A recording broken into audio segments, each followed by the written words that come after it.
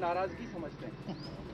मैं तो इतने दूर नहीं जाऊंगा, पहले ये पता करें वोट मिला किसको है, फिर वहां से आगे बात चलाते हैं जी। अच्छा शाह साहब, आप कह रहे हैं कि जो जिसके पास फॉर्म 47 है वो जीता हुआ है। असल झगड़ा तो यही है कि फॉर्म 45 और फॉर्म 47 में डिफरेंस। देखिए वो मैं यही कह रहा हूँ ना कि मुझसे आपने पूछा कि रिजल्ट क्या है, मैं तो यही कहूंगा कि जो 47 है वो जीत गया है, 45 हार गया है।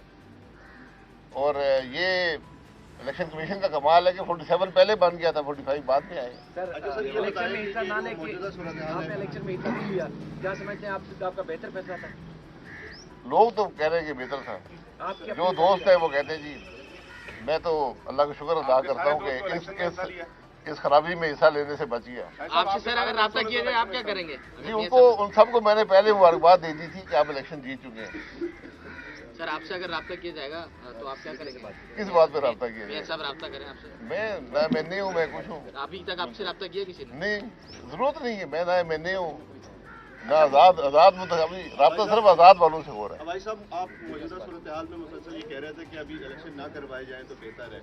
अब कल तक तो ये सूरत हाल ये बन रही है कि कोई भी आगे नहीं बढ़ रहा हुकूमत बनाने के लिए, वफाकी हुकूमत बनाने से गुरेज कर रहे हैं।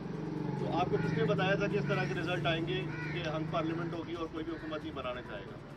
देखिए मैंने कभी नहीं कहा कि इलेक्शन मत करवाएं, मैं हमेशा ही कहता हूँ कि इलेक्शन वक्त पे होने चाहिए। लेकिन मैं ज़रूर ये कहता रहा कि इलेक्शन अगर आपने बगैर आगे के रास्ते का तयन किए इलेक्शन कराए, वो कुछ नहीं देंगे, इंतशार देंगे। और कम से कम वो बात जो है वो हकीकत साबित हुई है कि आज जो इलेक्शन है वो कोई रिजल्ट नहीं दे पाए और ना ही आगे कुछ मसाइल का हल दे पाएंगे। इसलिए आज मुल्क मुश्किल में है। आज पॉलिटिकल लीडरशिप जो है ज़रा अपनी इस इक़्तिदार की सियासत से बाहर निकले और मुल्क के मसाइल का हल तलाश करें, वहीं से मामला आगे बढ़ेगा। अगर शाह साहब अभी तक आप मुस्लिम लीग नून में हैं, तो क्या मुस्लिम लीग नून की जो इस इलेक्शन में परफॉर्मेंस है उससे आप मुतमिन हैं? वो बेहतर हो सकता था या कुछ? मेरे भाई मैंने पहली दफ़ा इलेक्शन में हिस्सा नहीं लिया, ना वोट दिया, क्योंकि मैं इन इलेक्शंस को मुल्क में बेपनाह खराबी का सबब समझता हूँ। आपने देख लिया क्या हुआ है और आगे क्या होगा। ये मुल्क के मामलात को हल यहाँ से नहीं कर पाएंगे। आज मैं फिर कहूँगा कि इस मुल्क की पॉलिटिकल लीडरशिप जो है वो अपने इक़्तिदार के मामलात से बाहर निकले और मुल्क के मसाइल की बात करें। सर जो चीज़ आप फील करते हैं दूसरे भी यकीनन फील करते होंगे, तो बेहतर क्या हल हो सकता है? ये सारी सूरत हाल बेहतर हल देखें, इसके अलावा और कोई हल नहीं है। इक़्तिदार को एक तरफ कर दें। आज कोई भी इक़्तिदार का मुस्तहिक नहीं है और सब जानते हैं। अपना ज़मीर टटोलें, आपको नज़र आएगा कि आप कहाँ पर खड़े हैं। तो आज मसला मुल्क का है, मुल्क के मसाइल की बात करें। पूरी इलेक्शन कैंपेन में मुल्क के मसाइल की बात हुई है, अवाम की तकलीफ की बात हुई है, मुल्क के मसाइल के हल की बात हुई है। ये एक नाकाम इलेक्शन है।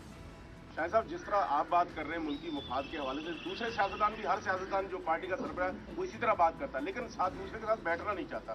तो इनको बिठाएगा कौन? कैसे बैठेंगे? फिर मुल्क के बारे में सोचा नहीं, मैंने तो ऐसा नहीं सुना। मैंने तो कोई नहीं ऐसी बात देखी है। या तो हर आदमी इक़्तिदार की बात करता है कि मुझे इक़्तिदार दे दे सब ठीक हो जाएगा। इक़्तिदार ना किसी को मिलना है ना उनसे मसाइल हल होने। सर नहीं, 3-4 दिन से कुछ पोजीशन तब्दील हुई है। सारी जमातें जो लेना चाहती थी इक़्तिदार 47 के बाद, आपको मेरे ख्याल में पीछे हट रही है।